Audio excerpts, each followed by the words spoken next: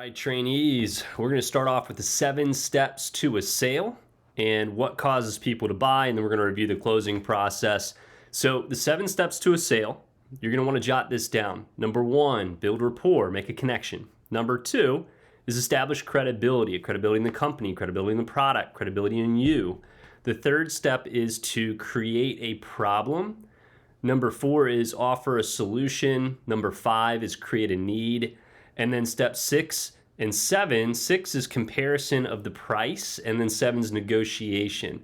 Now, this isn't the 7 steps to selling Cutco. This is the 7 steps to selling anything. If you just in general took a class in marketing or sales 101, the first 5 steps would be called building value, and steps 6 and 7 would be closing the sale.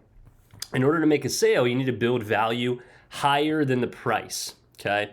And go ahead and write that down. Value is what you get for what you pay.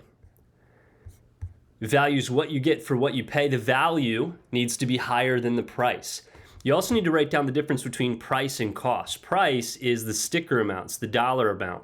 Cost is the price over time. Now, if the value of what they're getting is higher than the price or the cost, it's a no-brainer. They're going to buy the product.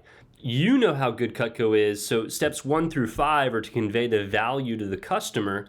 So first 5 steps, build value, and you need to build the value higher than the price. Now, the best reps are so good at building value that the customer thinks that the Cutco set costs way more than it actually does. So when we drop the actual price, the value is so high, they're usually shocked by how little it costs. It's a steal. As far as getting the sale is really made through steps 1 through 5. Steps 6 and 7 is just getting a yes from the customer today. So steps 1 through 5 are getting them interested. Steps 6 and 7 are getting them to commit. Now, there's certain questions that you need to be answered during steps 1 through 5 in order to make the sale as easy as possible when you get to steps 6 and 7. I would write these down. Now, just so you know, as you go through the presentation, you want to answer all of these questions. And the problem is your clients aren't going to say these questions out loud. They're just going to think them. They're also not going to tell you what's important to them or which one of these is important to them. So you just want to make sure you hit all of them. And by following the script 100%, you're going to be able to answer all of these questions. So question number 1, why buy quality? Well, buy quality because it doesn't fall apart. It lasts a long time. Homeowners typically spend more money buying quality rather than buying things, that are cheap for their home, right? Really important. It doesn't really matter what the economy does. If the economy is great, if it's doing well, people spend money on things that upgrade their home. They spend money on things that upgrade their life. Homeowners upgrade their house. If the economy isn't doing so hot, people focus on stores of value, things that are holding value longer, things that are quality. They want to make sure they're spending their money on something good. They also typically spend money on things that improve the economy if the economy's not doing well. So things that are American made. Buying quality also saves a ton of money down the road. Remember, price is the dollar amount, cost is how much it costs over time. Okay, so buying Cutco saves a ton of money because they don't have to replace it. Question number 2 is how much does it cost to own quality? Well, it's expensive. It's not cheap. And it's not cheap, but it's worth it. Things for the home don't cost hundreds. They cost thousands. And buying Cutco is like buying a fridge, buying a stove, buying a washer, upgrading the countertops, buying a new bed, upgrading the floors, getting new carpet. So things for the home don't cost hundreds. They cost thousands. I would jot that down. Things for the home don't cost hundreds, they cost thousands. Third question is, why should we upgrade? Well, same reason we upgrade everything else. Upgrade the smartphone when the new smartphone comes out, get the new iPhone, upgrade a car, or get a better apartment or a better house. It makes life easier, it's more convenient, and we want things that work well. Question number 4 is, who wins when we buy Cutco or when they buy Cutco? Well, the factory workers win because they have a job. The customer wins because they save money. The representative wins. You win because you build confidence. The friends of the customer win because they get recommended to a great product. And our company wins because we get to keep growing, right? And by the way, you're going to win this weekend. You hit your first promotion first weekend, you make $100. You're going to make $100 in commission. The thing that I always try to remember is, even though you made $100, that's going to last like a week or 2. Your customer's literally going to have Cutco forever. There's customers this weekend that you're going to sell to that when you're 70 and you're sitting on your porch with your grandkids, that family that you sold Cutcos to is still using Cutco to that day. So the customer definitely wins the most. Number 5 is, why should you invest in a set? Well, the right tool for the right job is discounted. It's safer. It comes with free stuff. They can use a 5-pay. The next question would be number 6 would be, would I use a set of Cutco? Absolutely, every day, twice a day even, and they'll have it the rest of their life. The 7th question is, do I want a set of Cutco? Well, after cutting the rope, cutting the leather, seeing you cut a penny, doing the food cutting, absolutely they're going to want a set of Cutco. And the last question, number 8, is, do I need a set of Cutco? They absolutely need a set of Cutco. They literally get to compare the set that they have, that they own, and Cutco always blows them out of the water. I remember my dad telling me, hey, our knives are good. We're not buying anything. My own parents, by the way. And I was like, all right, cool. Let's test out what we have. So they went and got their favorite knife. I went and got our petite carver, and I pulled the rope out. My dad's like white knuckling through the rope, can't cut it. And he took the petite carver, one cut straight through the rope. And I remember the rest of the presentation, he was just sitting there looking at the double D edge, trying to figure out how it worked so well. And halfway through the presentation, he brushed his legs off, stood up, walked out of the room and said, all right, get whatever you want, and let my mom decide. So they definitely need a set of Cutco. All right, gang, write this down, okay? It doesn't matter what size set they get. We just want to help them get a set of Cutco. It's better for them in the long run. So we have different size sets, so it doesn't really matter what set they get. We just want to help them get a set. We've got medium sets, large sets, small sets. We have starter sets. We have custom sets. Your managers have some deals and discounts this weekend for you on the sets. So every time someone gets a set of Cutco, it's always the same thing. They're fired up. Every customer says the same thing. They're like, I love my Cutco. I've been using it for years. It's been fantastic. So that's why we want to help them get a set.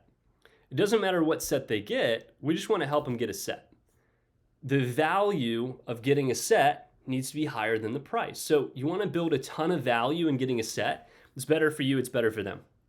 Last thing we need to know about answering these questions, I mentioned want, need, and use. Questions 6, 7, and 8. These are the most powerful questions.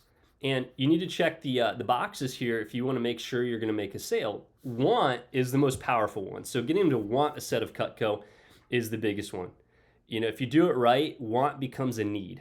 I'm sure you've said that to yourself before. It's like, oh my gosh, I need that. You don't need it, you want it. You want it really bad that becomes a need. So when you're answering these questions in your presentation, we want to make sure that you have the right mindset, okay? Now, you need to know what your clients want. I know what your clients want because I've done this for over a decade, and I'm also in your target demographic. I'm married, I've bought a house, I have a kid, I've paid off college, I'm over 35. Your clients want things that make their life easier, and they want things that save them time, money, and energy. Now, there's a big difference between our average Cutco rep, broke high school, college kid, and then our average customer who's a stereotypical soccer mom with kids. Just a reminder, you only want to show 4 MH clients: married, middle-aged, middle income, moms that are homeowners. And your office might call them MAC customers or 3MH clients. It's the same thing. You want to make sure that you don't speak, think, or act like a broke college student. You want to think, speak, and act like your target market, your client group. Talking to them like a peer goes a long way, especially when it comes to the price. Now, I know you might hear that and you think to yourself, Andy, I don't really get it yet. You might not understand it until you make your first sale. You might not believe me yet, and that's normal. When I was 20 and I was sitting in training, I was a Roanoke College senior. I had negative $35 in my bank account. And I was hearing $1,000, $2,000, $3,000, $4,000 in training. I'm like, that's a lot of money. I don't have that. Can they afford it? I can't afford that. And I was in training thinking, like, do people actually buy this stuff? It's expensive. The nicest thing I owned was a Citizen watch at the time. I bought a PS3. I paid my fraternity dues. College loans were pushed off in the future. And I remember seeing my best friend's mom as my first appointment. She loved to cook. She told me her sister owned Cutco and she'd always wanted to hear about it. So I was excited to show her. They didn't live in the nicest house. They were very middle, lower income. They were country people. And I remember asking myself, I was kind of worried if I was going to make a sale, but I went in, I was confident, and I asked with confidence for the sale. And she said yes immediately, no hesitation. I was like actually? And she's like, yeah, should I? It's like, yeah, you definitely should. So they bought one of our more popular sets. They spent over $1,000. This was back in 2010, excuse me. And they just went to the safe in the back, I don't know where, probably in their room, pulled out $1,000 in cash, paid for the set that they wanted, got some free stuff. I hooked them up with a deal, and I went and got a couple money orders. And it dawned on me after my first sale, I was like, oh, like my manager was right. Things for the home don't cost hundreds, they cost thousands, and buying something nice for the home is pretty normal for an adult. Now, I get it, and I definitely get it now because I'm a 3MH customer and I'm married to a 4MH customer. That really helped me my first week, just being confident in the product. And that first sale really helped me out. So you want to see your best customer first, because making that first sale just builds a lot of confidence. And I remember my first week, I had 22 appointments, and all 22 of them, when I booked it, said, hey, Andrew, we'd love to see you, but we're not going to buy anything. Christmas just happened, blah, blah, blah. And I remember going in, and after my first sale, then my second sale, then my third sale, I made 22 sales in a row. Everyone bought something. So a grand or two or three for a broke college student's way different than a grand or two or three from an average family. When clients hear thousands, they think that's the bed, that's the washer, that's the dryer, that's the fridge, that's prom night for our kid, that's a weekend at Disney, that's our internet and cable package, that's the red zone package for NFL, that's health insurance, that's a weekend at Disney, that's our vacation for the family for the year. And I saw something recently. It was somebody tweeted, $100 is an adult dollar. And I was like, man, that's true. $100 now to me is nothing at 35.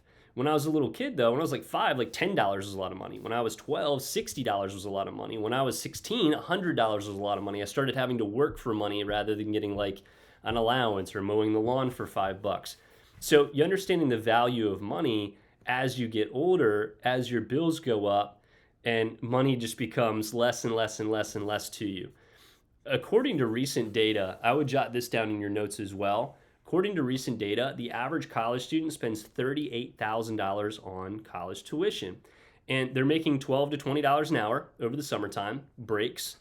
The average college student makes $3,000 for the year on breaks. Now, some work full-time, some don't work at all. And when you graduate, debt becomes real. You're out on your own. You got to get an apartment. You got to get a house. You get married. You have a job. You have a career. Then you buy your first house, or an upgraded house, and you got to spend $300,000 to $1 million plus on a house, depending on the area that you live in. And then you got to put down 10%. So you're writing a check for $30,000 to $100,000 just to buy the house so you can get the loan. So $3,000 right now, that can last you a long time as a college student. Most college students don't pay rent. Their parents pay their car note. Their parents pay their cell phone bill, their insurance. Their parents pay for books when they call in. Like, I remember calling my mom to ask for help with books, and she just put in a couple extra $100 in my account because she loved me because I'm her son. Adults have bills, right? Bills that come out once a month, bills they pay annually. And different parts of Virginia have different perks to them, right? Our average rep that lives in Northern Virginia, they're seeing clients that make $140,000 to $200,000 to $300,000 a year. Average household income here is $146,000, but it's 22% more expensive to live in Northern Virginia. Whereas where I went to school in Roanoke, it's 27% less to live there, but people make a little bit less money.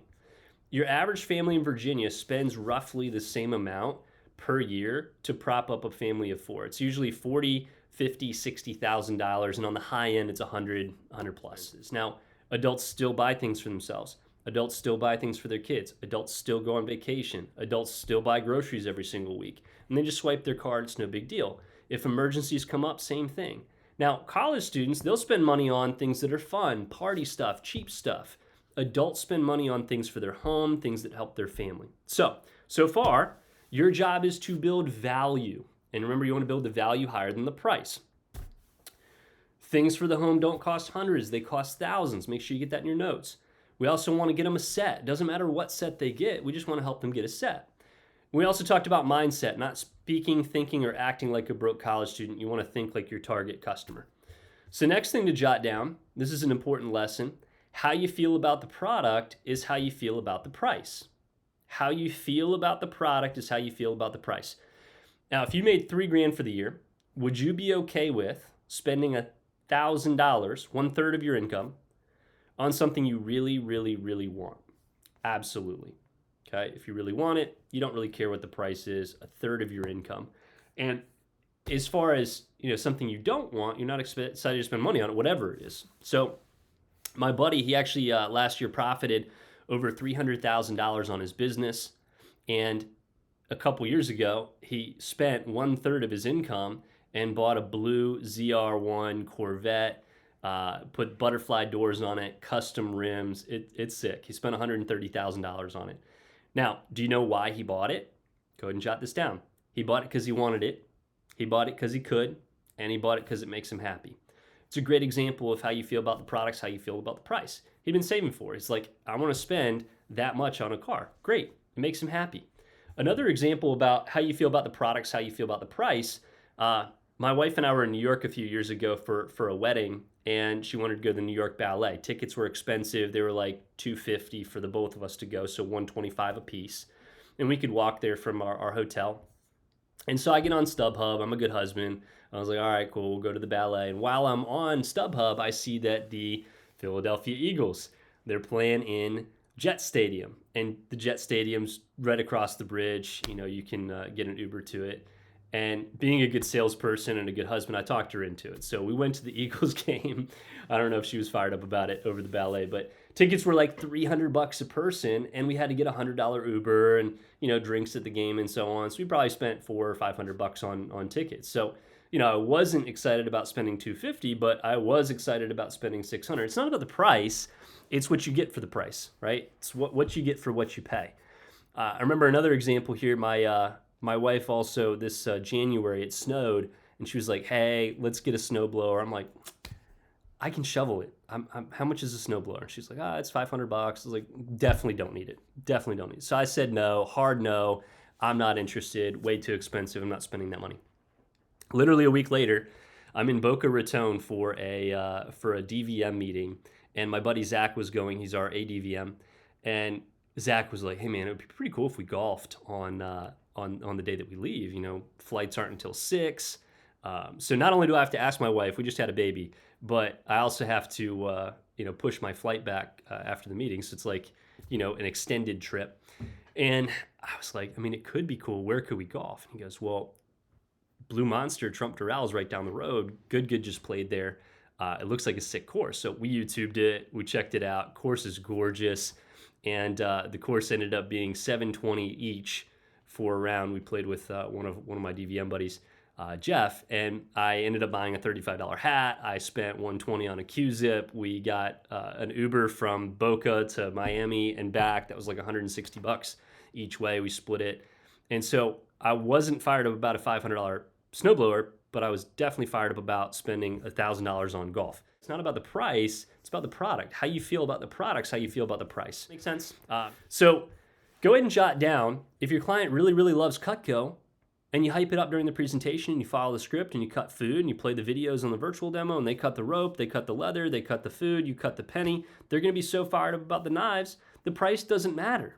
The price doesn't seem to matter at all. So ask yourself, one other thing to jot down, how do people buy things? How do families buy things? I know my first client paid in cash, and some customers paid in cash, but most people use credit.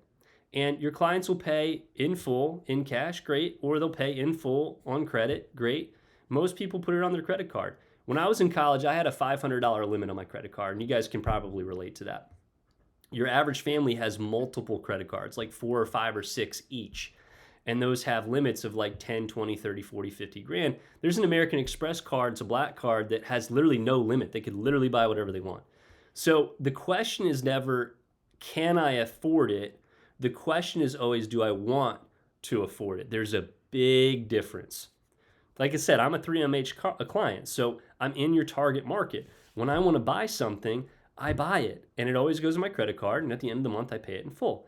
I buy things for the same reason my buddy Trey bought the Corvette. I buy things because I can, I buy things because I want to, and I buy things because it makes me happy, outside of my needs, right? Your clients buy for all different reasons, and the script appeals to everybody from every part of your market, every race, every religion, every creed, every color. Doesn't matter what, zip code they live in. We sell in every part of the US, male, female, it doesn't matter. So you want to think calm and confident when you're selling Cutco, when you're asking for the sale. The script takes pressure off of you. It takes pressure when you're closing, right? So when you're saying, hey, Ms. Smith, I wouldn't be doing my job if I didn't ask you, do you want to go ahead and get the set and get your free gifts? And you just want to smile and nod. Okay, your manager's going to teach that in a minute here. You want to make sure that you think in those terms when you're asking your client to buy, because it's just another swipe of the credit card. They're going to love it, and it's going to save them time, money, and energy. And they're going to buy it if they want to. They're going to buy it if they can. They're going to buy it because it makes them happy. They're going to be excited about it. Your average customer is spending $200, $300, $400 a month on things all the time. Their internet bill. I'd be willing to bet that your average client, if you spent $250 on their card, like if somebody placed a fraudulent order on their card, they wouldn't even notice it. Unless fraud protection called them, $250 is just such a negligible amount. It's no big deal. They probably wouldn't even notice it. Big ticket items go on credit through a company, but small ticket items, things that are $1,000 or $2,000 or $3,000, they just go on the credit card. Another thing customers like to do is go to a restaurant and they'll throw the bill on their card. Sometimes, if your dad is or mom is a business owner, they might throw it on the card as a business expense, right, and write it off. Business owners love that. Let's say your customer wants to go to Artie's in Fairfax. They live in Northern Virginia. They want to go to Artie's in Fairfax. Artie's is one of the great American restaurants. They're going out on a date. Date nights once a week. Your parents probably do something similar. So if you have kids, little kids especially, you got to get pizza for them or McDonald's or whatever. That's going to be $20 to $40. Babysitter, $15 an hour per kid. That's like $30 a kid, or per 2 kids for 5 hours. That's $100. Dinner's going to cost probably $100. Drinks are going to cost $50, $60. They get apps, maybe like calamari is going to be $15, $16, $18. Dessert, maybe like dessert coffee or cheesecake or something, double chocolate chunk cake, I don't know, $15. That's $450, $460, $480, $500. It adds up real quick, and they spent $500 on date night. It's expensive. So, people don't go out every night, but a dinner for a family of 4, it's like $200. It's not a big deal. For you, you're used to spending like $15 at Chipotle or Chick-fil-A. If you go out and spend $25 on dinner, you spoiled yourself. That's irresponsible because you only have $3,000 to your name, right? Or less. The average college student, right? So as far as customers go, they're going out once, twice a week. They're spending a couple $100. If they want to just get DoorDash because they're feeling lazy, that's going to be a couple $100 as well. So an adult dollar or two. I used to tell my clients all the time, I'm like, hey, if you just went out one less time per month, it would basically pay for your set of Cutco and you would enjoy cooking more. It's an easy sale. It just makes sense, and if it makes sense, they're going to go ahead and get it. So steps 1 through 5, you're answering all those questions. Why buy quality? How much does it cost to own quality? Why should I upgrade? Why should I get a set? Do I want it? Do I need it? Will I use it? When you get to step 6 for the price comparison, this is called price points or market positioning. And this part's really easy for your customers to understand because things for the home don't cost hundreds, they cost thousands. So the price is going to be a good shock. They'll be fired up about it. Why? Because materials, design, brand, craftsmanship. I would go ahead and jot that down. You guys know when you buy granite countertops, it's a more expensive material. It's going to cost more money. If you get the leather seats instead of the cloth seats in a car, it's going to cost more money because better material, better design, better craftsmanship. Things for the home, you want them to be better value because it increases the resale value. So we understand that. Your clients understand that. When you spend more money on something, it's generally because it's higher quality, higher price, it's better design, better material, better craftsmanship. It's all about value, what you get for what you pay. Now, when it comes to knives, it's no different. Cheap knives aren't good knives aren't cheap. I would go ahead and jot that down. Cheap knives aren't good knives aren't cheap. I'm going to show you a chart here in just a minute that literally is the most important part of training. If you understand this, you're going to get a lot of confidence on why everyone should own Cutco. And it talks about low quality and high quality knives. Cheap knives aren't good knives aren't cheap. So their only choices are, do they want cheap knives that aren't good, or do they want to invest in a good set of knives that aren't cheap? They're making an investment. So it's either spend the money up front or spend the money over time. So it's either the price or the cost. Does that make sense? So low quality knives, these are cheap. They have cheap wood plastic handles. They fall apart easily in the dishwasher. The tang only goes part of the way or halfway through the blade. They snap easy, they break easy, they have serrated edges in most cases because the straight edges, the knife is made out of cheap metal and it's just too cheap to stay sharp. They're unsafe, they chip, they crack, they melt, they break. Not great. My buddy Mike, he had a customer that literally had the knife break in the middle of the handle. He was pushing down so hard, the blade snapped and it popped up, it caught him in the chin, 8 stitches, had to go to the hospital. It's because the knife was so poorly constructed that he pushed so hard because it was so dull that it snapped and caught him right in the chin. Cheap knives, cheap wooden handles especially, these are disgusting. Your cheap wooden handles look like this, and this is where like the gunk gets in the rivets there, the brass rivets that expand or contract or loosen, creating gaps and spaces for, all that food to build up. Really gross. They're made out of cheap metal, so like I said, cheap stainless steel or carbon steel that flakes off in your food. Super gross. The low quality brands, you'll find these at Walmart. These are like Chicago Cutlery, Farberware, Wolfgang Puck, Rachel Ray, Paula Deen, any of the celebrity knives. They use the celebrity status to be able to sell their products. So it's celebrity backing, but the product's not great. They don't use those. They just put their name on it. Does that make sense? Those are low quality materials, design, craftsmanship with a recognizable brand name that sells it for them. Now, these they price them at prices that everyone can afford. They're at Walmart, they're at Macy's, they're at Target, they're at JCPenney. They're mass produced, they're made overseas, they're very low material, and they cost a couple $100 for a set. And you're gonna have to replace them over and over and over and over again. So the price is cheap, but the cost is expensive. It's gonna cost them $2, $3, $4, $5 on a cheap set of knives. Now, your MAC customers, your 4MH customers, they're going to be like, oh, that makes a lot of sense. I didn't realize I was spending so much on knives that I hate. So the price is cheap, but the cost is expensive in the long run. If you replace a $200 set 20 times in a lifetime, that's $4,000 for a set. So, it doesn't feel like that much because they only spent a couple adult dollars, but over a lifetime it ends up being a couple thousand. So most people don't understand that until they're educated on it, which is why we do the presentation. The next set is high quality, and there's three most common sets of knives or brands of knives: Wüsthof, Henckels, and Schön. And Wüsthof and Henckels, they're sister companies. They're made in Germany. They've been around since the 1700s. They've been around longer than America's been a country. They're very good. They do a lot of business. They're very, very popular. Schön is a company that started back in 1908. Their knives came out in the early 2000s. They're made in Japan.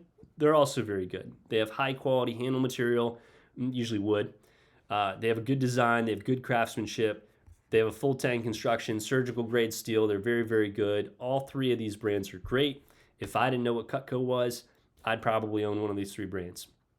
One of the challenges, though, is they're made overseas. So that's good if you live in Germany and Japan, but we're in America, so the guarantee's no good. And in most cases, the knives, they don't have a good guarantee. The guarantee is basically, if it's broken from the factory, we'll replace it. They don't have a lifetime sharpening. They don't have a lifetime fix or replace. They don't have a lifetime any guarantee. So if you're going to get any kind of sharpening, though, you have to send it back and forth to Germany and Japan. You have to pay for shipping. You have to pay for sharpening. So if you're in the market for high-end knives, you need to go to a high-end knife store or a high-end kitchen store. That store would be called Williams-Sonoma. There's one at Tyson's in Nova. There's one at Short Pump in Richmond. There's one at the Williamsburg outlets. There's one in Norfolk. There's one in Virginia Beach. There's one in Roanoke, Charlottesville, Harrisonburg. The store you would go to, you'd go there to buy a high-quality set of Wüsthof or Schön. You can also buy them on their website. As far as the set goes, you're going to find a set for a couple $1,000s. Wüsthof you can find for about $3,000, $3,500. You can usually find it on sale for about $2,000. That's a pretty good deal. Henckels, you can get it for about $2,600. You can find it on sale for like $1,500, $1,600. Schön, you're going to end up finding that set for about $2,000, $3,000, maybe $4,000. You can find it on sale for about $3,000. So when it comes to high quality, this is really important that you understand this. You cannot get a full set that's the size of a 20-piece set like our Homemaker set. Okay, not the 32-piece set like the Ultimate set. The 20-piece set like the Homemaker set, you can't find a high-quality set for under $1,500. It doesn't exist. It's like trying to buy a Rolex for $500. Doesn't exist. Or a Bentley for, $10,000. It doesn't exist. Now, you might look at a $3,000 knife set and be in shock, but remember, you're not in the target market. You're an average college student who makes an average college student amount, $3,000 for the year. So buying a $3,000 set would be your entire income for the entire year. Does that make sense? And you probably don't cook as much as a family does. So remember, don't speak, think, or act like a broke college student. Think like their peer. The more nonchalant you are about the price, the better. Because when they see a broke college student being like, hey, yeah, $3,000 for a set, no big deal. They remember they're an adult with a career and they can afford way more than you can, right? So the price is definitely no big deal to them, and they'll buy it if they want it, they'll buy it if they need it, they'll buy it if they're excited about it. It's never the price. So check this out. This is where you're going to get a lot of confidence and say, hey, Andy, forget training. I'm fired up. I'm ready to go sell. Because now you know the quality of the materials, the design, and the craftsmanship of low quality. You know the quality and design and craftsmanship of high quality. And with the sets, like, you're comparing it to Cutco, right? The high quality brands, they have the full tank construction like Cutco. They have the surgical grade steel like Cutco. They only have straight edges, which need constant resharpening, but they're also not dishwasher safe. They're also made in another country, so the guarantee is not effective. Sometimes they don't have a guarantee, and they don't have forever replacement. They don't have forever sharpness. So you could spend $1,500, $2,000, $3,000, $4,000 on a set of Wusthof, Hinkels, or Shun, but it doesn't offer what Cutco offers. Their knives don't stay sharp for 7 to 10 years. They're not dishwasher safe. They're not made in America. And we even have a local Virginia Cutco store, so they could get it replaced here locally instead of having to send it back to the factory in New York. So think about it. How does it make you feel that the product that you get paid to show and sell is 1/3 better than the other brands, your competitor, our nearest competitor, Shun? We're 1/3 better. We're 3 times better than the competition. Your alternative is to buy low quality, cheap crap that doesn't work and costs a lot of money over time. You guys are going to love the price. When your manager goes over the price here in a minute, where we sell Cutco, the price of Cutco, we could easily sell it for 2, 3, 4 times more than the price to get the price equal to the cost or to the value. And what we sell it for is a steal. The only way we can pull that off is we're not sold in stores and we pay commission instead of paying a marketing company, for some exorbitant amount to sell it for us. So do you see why it's so important to build the value higher than the price as you go through the presentation? Is you're answering these questions while you're going through the script, building value for your clients. Your clients are going to be at an all-time high as far as excitement goes and understanding the value at the end of the appointment when you ask for the sale. So your client's going to say yes. Hey, they'd be silly not to. So when you're selling, keep in mind there's a lot of different options, and you want to make sure that you understand they're going to buy something as long as you follow the script, cut some food, and you're confident. It doesn't matter what they buy. We just want to help them get something, right? Ideally a set like we talked about. Now, when you're going through a lot of options, it's really important that you go one at a time and you go slow. Otherwise, you'll confuse people. They'll get overwhelmed, and confused and overwhelmed people always say no, always say I'll think about it. Okay, so if you go, all right, cool, we have this, what do you like? They're gonna get confused. But if you say, hey, this is the most popular option, how does that sound? Yes or no? Cool. If it's a no, you show another option and you go slow through each of the options. When I was taught how to do this, my manager compared it to going down a set of steps. You want to go down one at a time. You don't want to jump from the top to the bottom and break your ankles. So go slow, one at a time. It's called option closing. Now, another thing to jot down is no's are good. So a customer, when they say no, it's not a big deal. It's a good thing, right? If we only sold one thing, like if all we sold was the ultimate set, for example, and they said no, then they're not buying Cutco. That's a hard no. But when we offer a set and they say no, we don't really know what it means. It could mean no, it's too small. No, it's too big. No, I like it, but I don't like the spatula spreader in there, which, everyone likes the spatula spreader, but as an example. Or it can mean no, I need more value. Or it can mean no, I want to see if I can get a better deal. So an objection is what follows a no. And they'll give you an objection, especially if you ask. Helps to ask. In the script, it says, hey, what is it about the set you're unsure of? They'll tell you, and an objection gives you a better idea of what your customer wants to buy and where to go after they say no. Does that make sense? So it's not a hard no, it's a no because, okay? So listen to their objection, repeat it back, ask questions. Let me give you some insight on what your customer's really saying, okay? If you ever hear your customer say, hey, I want to think about it, what that means is that the value is equal to the price. I like it, but not enough to get it now. And I like it, but I would get it if, okay, listen to their objection. It's basically no, convince me, okay? you can either raise the value or you can lower the price. Does that make sense? And you can do both by calling the office and offering a deal, discount, or free stuff. Another one you might hear is "I can't afford it," which we know isn't really true. It either means they can afford it but they don't want to, or if it was less expensive, I'd buy it, or I want more value, I want more bang for my buck, or I want something smaller. So let me explain to you in terms that a college student would understand. One of my fraternity brothers, JD thought he had a ton of game. And JD would always hit on girls at our parties. And my brothers and I, we loved to watch JD fail miserably. He always got shot down. They'd say things like, "I already have a boyfriend," or "I just went through a breakup, I'm taking me time," or "Hey, I'm just about to leave the party, I'm sorry." And some would just giggle and walk away. I wouldn't even give him a response. And then you'd see those same girls dancing and flirting with other fraternity brothers a little bit later. So none of them told him straight up, like, "Hey, JD, I appreciate the compliment, but I'm just not interested." Or, "No, JD, I'm not interested because you're not attractive." It wasn't a direct no. It was what we call a smokescreen objection. Okay, that's kind of like your customer, your 4MH customer who lives in a house and has a career and has a job and has kids, telling you that they can't afford to buy a set of Cutco on a 5-pay. It's not true. They could totally afford the set of Cutco on a 5-pay. They could afford a 5-pay average order. Our average order in the Fairfax office is $500. That's $100 a month. That's $25 a week. If a grown adult tells you they can't afford $25 a week, something's up. Okay, that's not true.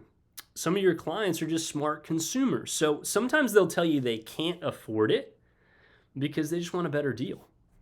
Right? I've had customers tell me they can't afford the Homemaker set on the 5-pay, and then they buy the Galley set in full. So it's like, "Hey, I can't afford this much," but then they throw this on their credit card. That doesn't make sense. So it wasn't that they couldn't afford it, they just wanted a better deal, or they wanted a better price, or they wanted more free stuff. I remember in 2018, I had just gotten a super bonus. I got a $30,000 check from Cutco, and literally that same week, my wife's Subaru caught on fire, the engine block cracked, middle of the highway, and she needed a new car. Okay, so we shopped online. She picked out a Blue Forester, exactly what she wanted. We knew the price, we knew the dealership, we knew where to get it. We showed up, we were ready to buy. I had my checkbook, and we get to the dealership, and the guy gives us a price. And I told my wife ahead of time, "Let me negotiate. Don't say anything," because if it was up to her, she'd be like, "Okay, I'll take it." But I looked at the guy and I was like, "Hey, we need to think about it. I don't know. The price isn't right." And he goes, "All right, cool. Hey, hang on 1 second." Ran to the back, talked to his manager, came back, gave us a new price. And I looked at my wife and I was like, "All right, cool. I still think we're going to shop around, man. We'll have to get back to you, but we are in the market for a car." Now, good salespeople always want to try and get the deal made today. Okay. "I want to think about it" is code for "I'm not coming back." A promise sale is always a no sale. Okay, we did it just so I could get a better deal. I knocked like $5,000 off the car, and we got a better warranty about it too. So "I want to think about it" means the value equals the price. Either raise the value, lower the price. So doesn't mean no, it just means convince me. And if you want to get the sale today, it doesn't matter what you sell. You want to sell something. You want to go slow through all the options. You want to raise the value, lower the price. So just remember, not now means never. Promise sale is basically a no sale. You might have already learned recommendations. "Hey, I'll give you recommendations later" is also a no recommendations. Okay, you want to get them now. Not now means never. When you leave the appointment, the value that you just built goes down, and all they remember is the price. Their excitement goes down. Cutco was in front of them. So worst case, at the very end of the presentation, once you've shown every option and asked for the sale, and you've gotten 6, 7 no's in a row, you want to sell them at least one piece. And one piece is that reminder piece. When they get it in the mail, they're going to use it. When they get it in the mail, they're going to use it on everything. It's going to be their favorite knife. It's going to be the sharpest knife in their drawer. They're going to call you back, and they're going to order a set in just a couple weeks when they get that in the mail. So you want to turn an "I need to think about it" into a "Hey, you get 15 days to try it out. Why don't you try it while you're using it?" You get 3 weeks to try it out, and you want to explain to your customer, like, "Hey, what's there to think about? It's a knife, it cuts stuff. But hey, if you really want to try it out, you can try it out, no big deal. You don't have to get it today, the set. But if you like Cutco, if you feel like you'd use it, why don't you try it out for a couple weeks? If you're not satisfied, if you don't love it, you can get a full refund. So you can try it while you buy it." And hey, let me call my office real quick and see if I can get you a better deal or something extra for free. If the deal's even better, if the value goes up, more than likely they'll say yes. So I would jot down so you can think about it while you're using it. So you can think about it while you're using it. Great phrase to use when you're going over the guarantee. I need to think about it guarantee. You can try it while you buy it. You can date it before you marry it. So you want to explain to them that they don't have to feel obligated to make a final decision. They're just trying it out. The last thing that I'll say is about your sales ratio. Okay, it's your badge of honor. It's the on-base percentage in baseball. It's the make percentage in free throws. If you make only 1 out of 10 shots in basketball, you kind of suck at basketball. You need to practice your basics. 30% is pretty good from the field. 30% is pretty good in baseball, right? Hitting batting percentage. But for Cutco, it's pretty bad, right? Your manager went over. We sell on 60% average on our appointments. You want to sell on the majority of your appointments, okay? Your closing percent's your badge of honor. If you go 10 for 10, you're going to be more efficient, and you're going to make more money and get more experience in less time than anyone else that gets a 60% sales ratio or a 70% sales ratio. So this made a lot of sense to me. I was like, if I want to sell on the majority of my appointments, I'm going to do exactly what I'm taught. I'm not going to mix it up. I'm not going to switch it up. I'm not going to put it in my own words. I'm going to read it word for word with enthusiasm. I'm going to cut food. I'm going to play videos on my appointments, for virtuals. I'm going to call the office for deals. I'm going to at least sell on 60% of my appointments. I always tried to sell something on every single appointment, especially if they told you they weren't going to buy. Okay, I knew those were the easiest people to sell to because when I did my first appointments, 22 people told me they weren't going to buy, and I made 22 sales in a row. Everyone bought something. It was a fun game. Selling is fun, right? Chasing the sale. I don't like to get told no. I don't think anybody likes to get told no, but since I didn't like to get told no, I made sure I was really, really good at selling Cutco. I made sure I had my closing memorized. You're going to want to get your closing memorized. I made sure I cut food. I followed the manual. I followed the script. I had fun. I called for deals. I was super enthusiastic. I built a lot of value. And I knew confidently that, hey, if they bought one knife, I did a good job. And it increased my closing percent. I wanted that thing close to 100% as possible. When I was a rep, your manager probably told you when they introed this video, I've had 4 no sales in my career. I was really, really good. I was the LeBron James, the Steph Curry of selling Cutco, right? When I was a sales rep, I wanted to be that rep that sold on every appointment. I got my customer really excited about the slicer, the spatula spreader, the fisherman solution, and the table knife. Those were the keys, and I was going to sell something, one of those 4 things. So you want to sell what you're most enthusiastic about. Maybe it's a set of Cutco, maybe it's a couple pieces. So go ahead and grab out your training manuals, and let's keep going.